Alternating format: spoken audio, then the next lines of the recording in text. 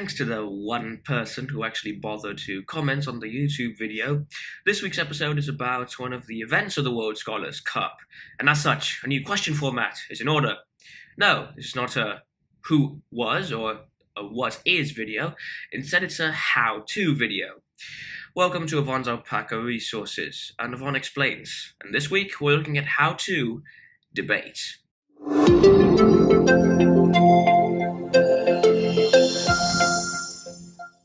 So quickly before I begin with this week's question, I am going to quickly point out that the science curriculum is now out on Avon's Alpaca Resources. I'll link it down below. And that means that all 6 subject areas are finally out for the World Scholars Cup. Yeah, 2 months after they were released. Sorry, it took a long time.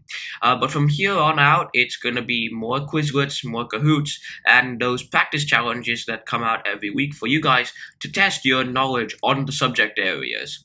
My own regionals are in 2 weeks' time, so 1 week's time, so I'd better prepare for those pretty quickly. But anyways, let's delve straight into it. So, without further ado, how to debate in the World Scholars Cup. Now then, let's take a look quickly at what the debate format actually is like, because you may have done debate rounds before, but these are going to be slightly different when you go to a World Scholars Cup round. So, a World Scholars Cup debate round goes in 3 different parts. You have 3 different rounds.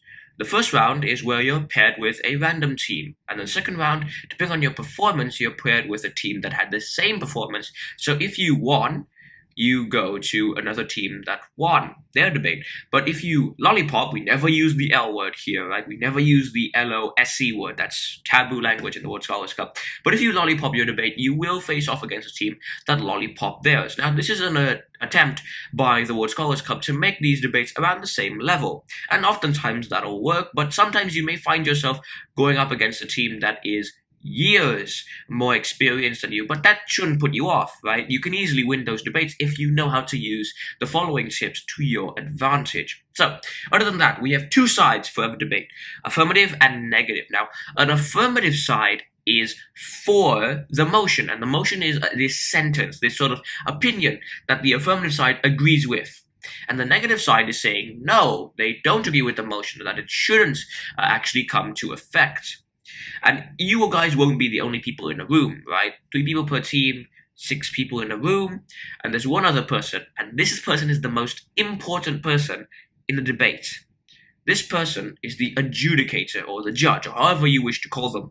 This person is usually an adult, a coach, or a teacher, or even a parent who volunteered, who will be scoring your team and you individually, as well as the rest of the people who speak during that debate. They decide who wins the debate and what ranking you're going to get in the end. So you really need to focus on convincing the adjudicators, and we'll get back to this later on at the end.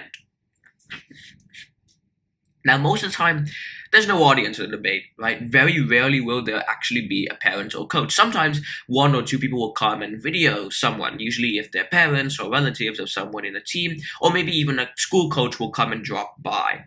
But for most of the time, there is no audience, and that really doesn't matter. Even if there is, you should just be aware of the audience if they're in the room.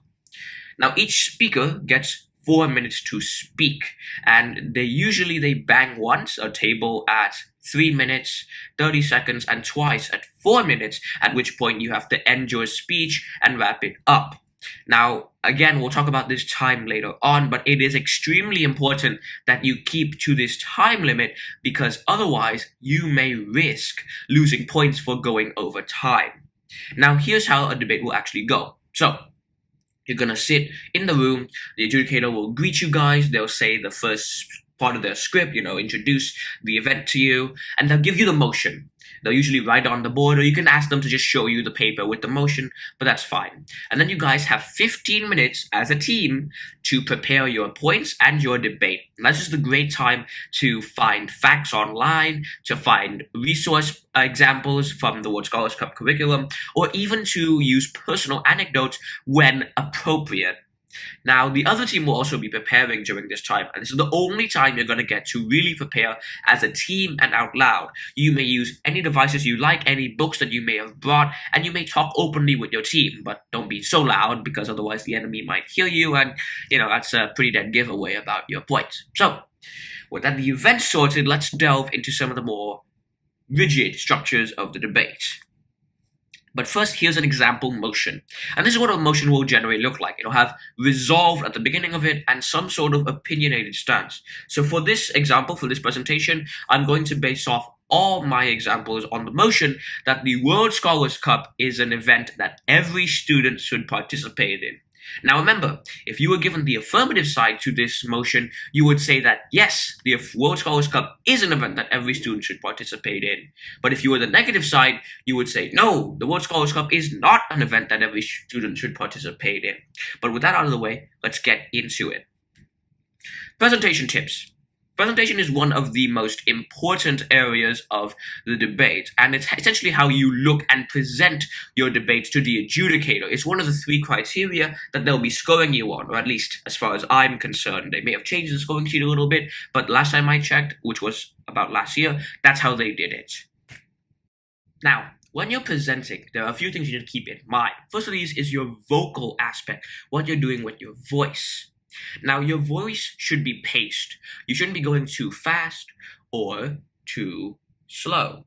If you do either of these, the adjudicator might have trouble understanding you or might think that you're wasting their time because you're trying to make up for those 4 minutes. Never, never, never, never go too fast or too slow. Try pacing yourself, right? Sometimes it is appropriate to go a bit faster or a bit slower. You can sort of whiz through the introduction, right? I usually go a bit faster when it comes to saying my name and my school because that's not really important. But you can also slow down when you're making strong points or great rebuttals to let them sink in to the adjudicator and the opposition. Use your tone and your volume to your advantage, right? You can always adopt a sort of deeper tone or a lighter one if that matches the tone of your debate. Your volume should be at an adequate level so that everyone can hear you, but not that you're shouting and deafening everybody, because that's not a pleasant experience. But you shouldn't be speaking too soft either, or again, the adjudicator won't understand anything of what you're saying. It's always good to repeat your points from time to time, especially if you can emphasize the point and smack down the opposition by repeating your points maybe 3 times or 2 times. Don't overdo it though, so that the adjudicator knows, here's a great point I gotta listen to. Speak using words the adjudicator can understand. It's no point to use complicated or long words in a debate if the adjudicator isn't going to understand them. I'll talk about this more later, but the adjudicator in the World Scholars Cup isn't always the greatest when it comes to judging. Sometimes they're not even able to understand so much English because maybe English isn't their native language. And if that's the case, and you can find that out through a simple method I'll talk about also later on, you should be dumbing down your debate speech to where it's fairly formal, but not to the point where it requires college-level English degrees to comprehend it, right? Then there's your non-vocal skills. Your non-vocal skills are extremely important as your vocal skills. When you are up there debating, do not dance around on your feet. I know it's a human instinct to sort of go on the balls of your feet and sway from side to side every now and then, but don't. Plant yourself firmly and stay there unless you need to step back or step forward to emphasize a point. You can sometimes put your foot down, right? You can sometimes smash it on the floor or go around from place to place if you're going to make it a point. Use your hands, right? Body language is very important, and what you do with your hands is often very important. If you use your hands to add to your debate style as opposed to just waving them around all over the place, that's going to help you, and that's going to help the adjudicator understand what you're saying. Don't stare at a screen or a book. I know this is often a beginner thing, but sometimes you'll be tempted to bring your book or your laptop or your phone, whatever it is, onto the debate so that you can reference it, and that's also fine.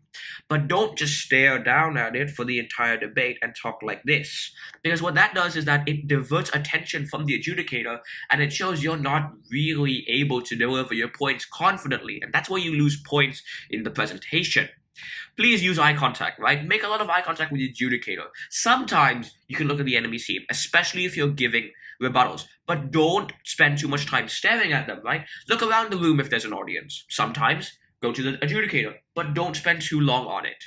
Now let's talk about the content tips. How do you fill up a great debate speech? Now, content is another one of those areas where scholars can struggle a little bit in the beginning, but it's actually a really easy skill to master once you get the hang of it. So let's look at the ideal speech structure. An ideal speech has an introduction. This is where you introduce the motion, what side you're on, your name, sometimes your school, and what points you're going to be bringing to the debate. A rebuttal or a definition is where you fight back at the enemy's points, you counter their points. Or if you're the first speaker, you will define some keywords in the motion so that people know what's under debate. And then you go to your points, right? These are the main body of your speech. You should have your points take up a lot more time than everything else in the speech. You can have 2 to 3 points. Generally, I'll get to the specifics of numbers later on, but 2 to 3 points is a good idea for people who are slightly more advanced or starting out even, because that's a good sort of amount that you'll be able to fill up time for. And then there's your conclusion. And the conclusion, you're going to wrap up your points, right? Say what you've said in 1 or 2 sentences, and then build on by saying what your team will say or what your team has already said. And this is one of the areas where scholars can mess up a little bit, right? So a good conclusion will go, in short, fellow adjudicator and respected members of the opposition, my team has been able to prove that the motion that the World Scholars Cup is an event that every student should participate in is in fact true, because we've been able to state that it is very fun, it creates a great community, and it will shape those students for the future in a much better way than school normally does. Now that's a great conclusion. An introduction is the opposite of that, right? An introduction goes, honorable adjudicators, respected opposition, and fellow but non-existent members of the audience. My name is blah blah blah blah from school blah blah blah blah, and I am the first, second, third speaker of the affirmative negative side on the motion that the World Scholars Cup is an event that every student should participate in. Before I begin my points, I'd like to put forth some rebuttals, and then after those rebuttals, you can go, now to my points, which are blah blah blah blah. Now then, let's look at something else. The points and what they're actually made of. Now, points are usually made up of ideal reasoning, right? Logical reasoning. Logic is the cornerstone of every good debate. If your points aren't logical, they're going to catch you out on that, and they can point that out, and that'll be a very big blow to your team. Now, points also have solid facts or stories that can support the reasoning.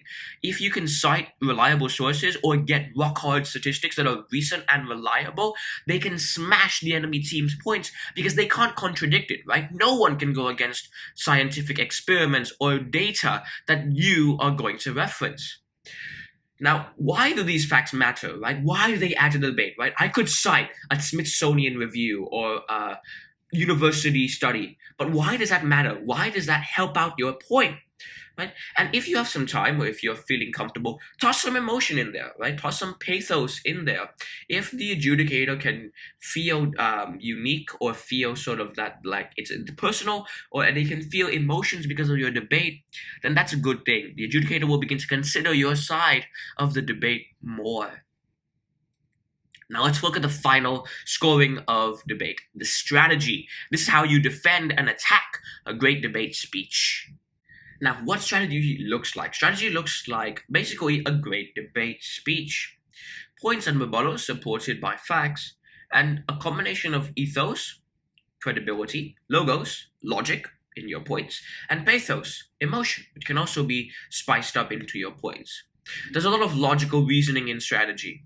If your strategy is going to be to use logic, that's a pretty good strategy already, because the adjudicator is going to agree with that logic, especially if it makes sense. And then another good strategy is to link your debate to the team and to the motion, as well as to what the opposition has said. So instead of simply ending a debate by saying, thank you for your time, I am now done, you can say, In short, I have added on to my team's debate by branching off on the concept that the World Scholars Cup is an enjoyable, social, and very calm, atmospheric activity that will benefit many students. Something like that is pretty good. Just be careful on how much time you put into it, though. You don't want your link to take much more time than your actual point. Now, how to rebut? Rebuttals are one of the hardest things to master in the World Scholars Cup. I've been doing this program for 3 years now, and I still find it hard to rebut some points. And that's sort of the case, right? You're meant to make your points so strong and so flawless, or at least as close to perfect as it can be, that the enemy team can't find any rebuttals, or at least if they can, those rebuttals are pretty weak in comparison to your overall points. So one of the sort of simple but fairly overlooked topics in rebuttals is to check facts, right? If you can check the credibility or indeed the recent facts that the opponent team brought up, and if you find other facts that are more recent and more reliable, you can point those out, and that's a great flaw, because if you can smash those facts by proving them wrong, you've essentially nullified the entire opponent's debate. Find the flaws in reasoning, right? If they say that the World Scholars Cup is not an enjoyable activity because it's very costly, you can say that this is a flaw, right? You can say that, are we therefore to assume that every costly activity, such as school itself, is not worthwhile? Then why do we send millions of children to school and consider education, which we pay billions of dollars for, a cornerstone of our lives? Right? Something like that is a great rebuttal.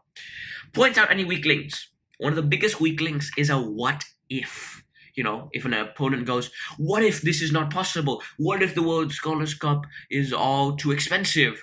Then you can go ahead and say, adjudicator, please note that these arguments are based on what ifs, not solid reality. And the reality is that the World Scholars Cup is not a very wasted program because thousands of people are doing it. Otherwise, we wouldn't be here in this debate right now because according to the opposition, the World Scholars Cup is too expensive for us. Now, of course, you can't start rebutting unless you know the points. You can't just go, the opponent's second speaker said in their point that blah, blah, blah. You need to be specific, right? Point out what their point was or any facts that they used. And a good thing to do this is to write down these points as they come, right? Take out a notepad or a phone or not a laptop ideally, but something discreet and just write down a few notes, right? What did they say? What was their point about? What was their reasoning? And what were their facts? And this is going to help you build your rebuttals in the minutes worth of time that you have between speakers. Finally, we have our advanced tips, how to secure a great debate score by the little nuances that make your speech just a bit better than the opposition. Size up the adjudicator, right? Walk into the room, the adjudicator is probably going to be there.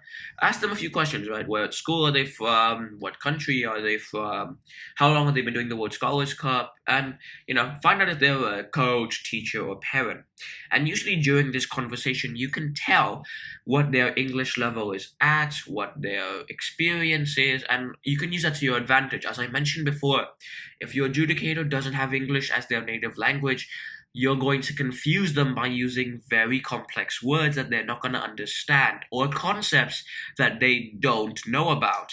Explain any concepts or dumb down any words you might use. Be courteous to the opposition, right? These guys are still scholars. They're still going to be your friends off the debating court. But for now, they're enemies. Don't insult them. Please never insult the adjudicator or the opposition team. Don't ever go to ad hominem, which is the Latin logical fallacy of insulting the team rather than the actual motion. If you do that, the adjudicator is going to notice, and the other team is going to pick it up, and they're going to talk about it, and that's an absolute waste for your team. There's no point in insulting the other opposition's team. Now, obviously, you can go something like, please note that the adjudicator should notice that the opposition's team's statements are false and weak, and then use facts and rebuttals to back that up. Don't make false claims or attacks on the enemy team.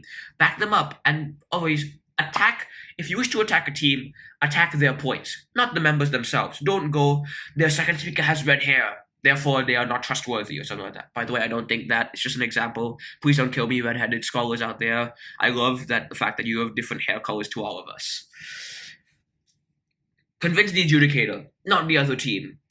Your goal in this debate is to convince the adjudicator that your side is correct, not the other team. You are never going to be able to convince the other team that their side is wrong and yours is correct. If you spend too much time directing your argument at the other team, you're going to lose score. Direct your arguments towards the adjudicator because they're the party that you have to sway. Look like a team, right? Come into the room organized. When during those 15 minutes of preparation, talk to your team. Don't just stand at your laptop doing like this and researching on your own. That's not going to work, right? The adjudicator also grades your teamwork. If you don't look like a cohesive and clear unit, they're going to mark you down on that. Communicate with your team. Pass them notes. Encourage them. Listen carefully to them.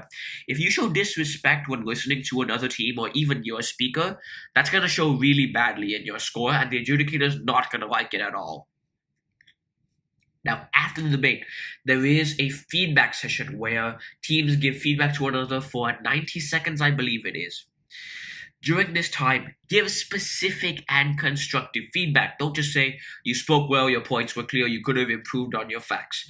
That's really basic. That's really generic. You're going to get really bad scores for that. So go like, I really like the way you addressed the room and used your voice. I think you could have improved on your second point because it was a little bit lax on facts, or you could have rebutted a bit stronger. Right? Compliment the other team, but also be constructive. Say what they could have improved on. Don't take this time to continue the debate. If you continue the debate by giving more rebuttals during this time, they're going to shut you down, right? This is not the time to do that. You can do that outside of the room once the debate is fully done. Don't do it during feedback time. Thank the adjudicator for their time. They took their time to be here, and even if they weren't the best adjudicator, you can still thank them, right? Be courteous, be polite. This is the World Scholars Cup. We're a community of nice, friendly, and non-violent scholars. Work on your own team's feedback. You will get feedback. No debater is perfect, right? Even though you may come close to being perfect, even though you may get a full score, you are still not the best debater. You will never will be unless you act upon your team's feedback. Even during rounds, you can discuss feedback with your team. You can go like, hey, I think you need to work on your facts. Next time we'll work on getting more facts for you. And then they'll go, that's great. You also need to work on your points. I'll work on getting some more logic into there. Thank you. And then so on and so forth, right? Build yourself as a team, not as an individual. Because even though you may score great in the debate, if your team doesn't score that well, if the rest of your team doesn't score that well, you're not going to get that grade overall. Now let's get into the specifics, right? And specifically, the specific speaker roles. How do you form a good debate team? Now, the first speaker is the person who opens up the debate. They announce the motion, and they give a few points to back up their stats, right? They define the words. They have to define key words. And the opposition team can redefine these words to their advantage, but oftentimes they'll leave it alone because it's pretty petty to fight over the definitions, unless they're very, very wrong. They will outline what their team will be talking about. They're going to mention that their second speaker will be talking about this, and their third speaker will be talking about this, or what they'll be talking about by themselves. And that's what the first speaker is. First speakers are generally less experienced and sort of better at being open to the enemy team and good at opening up the debate. But that doesn't mean that they're the worst, right? I've seen a lot of really great first speakers who are better than the second or even third speakers because of how well they exuded their confidence onto the adjudicator. Then we have the second speaker. Now, the second speaker is usually the person who is the most knowledgeable about the resources or who has the best memory because they will bring the most facts to a debate. They will shower every possible point or rebuttal with counterpoints or counter facts and actual statistics that they're going to cite. And then they're also going to redefine any misaligned words or phrases, and they're going to continue rebutting. Right? Rebutting is a constant game. You have to be on your feet with these rebuttals. If you lose a rebutting game, that can lose you the debate. You can choose as a second speaker to carry on, right? Branch out from the first speaker's point or make your own. Now, if you make your own, this is more of what it will look like. Whereas my first speaker opened up on how the World Scholars Cup is a fun event, I will be building on by saying how the World Scholars Cup creates a social atmosphere never before seen in any other environment. But if you're branching off, you can say something like, my first speaker touched on how the World Scholars Cup was cost effective. Allow me to delve more into the specifics of its cost analysis. And that's the second speaker. Now, the third speaker is also generally one of the hardest roles. I am a third speaker for my team. I have been since I began the World Scholars Cup, and let me tell you, it is not a role you should be taking easily. The third speaker is the person who will be the last speaker the adjudicator hears. So you need to be the most memorable speaker you can be. If your speech is horrible, the adjudicator is not going to remember you, and it's not going to remember your team. You have to wrap up the debate. You have to conclude your team's points. You'll spend a lot more time on rebuttals than any other speaker on your team, because you're not only going to be rebutting one speaker on the other team, you're going to be rebutting every single speaker as well as the team overall, because that's the smackdown. You need to get as many rebuttals in before time ends. You're usually the most emotional person on your team, or you have something unique that you like to do with the adjudicator. I personally have found it much more enjoyable and much more effective to add little skits or little plays into my own debates, and that spices it up, right? It provides something unique for the adjudicator to look at and assess me on, and oftentimes it works. Not gonna pat myself on the back too many times, but it's a pretty effective strategy. So that's it for debating, and I hope you guys have learned a lot about this event. If there are any specific questions, you guys can shoot me a line or leave my email down below, as well as the actual website, because there are more debating tips on there, as well as an adjudicating guide, which I hope you guys will be looking at, so that your coaches and teachers can be great adjudicators when they actually go to a round. But as usual, guys, thanks for this video. I'll be back again with another one next week. Hopefully, you guys will spend more time on, like, I don't know, thinking about emotion, perchance, right? And also, I forgot to mention, you can schedule practice debates with me and my team, or even other teams, through the website. I'll leave that link down below. I really hope to see more practice debates. It's a great way to connect with other scholars, as well as get some feedback from more experienced scholars, or even scholars of the same nationality or different experience level. Hopefully next time, guys, we'll be looking at something from the resources. But if you guys want me to go over a specific resource, a specific topic, or a specific event again, please do comment down below, or comment even on the website. And as usual, this is Avan Fata of Avanexplains, signing out.